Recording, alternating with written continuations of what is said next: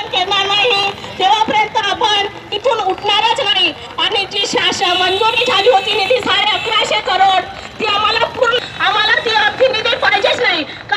Hospital मधल्या कुठल्या सोयी गायब करत आहे, कुठल्या रोगांवरचे जे येणार आहेत तंत्र ते नाही देणार आहेत.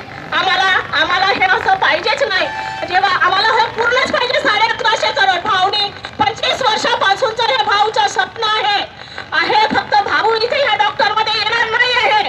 हे आपल्या गोरगरीब जनतेसाठी त्यांचा जीव तळमळत आहे आणि आपल्याला सगळ्यांना ह्या बचाव कृती अंतर्गत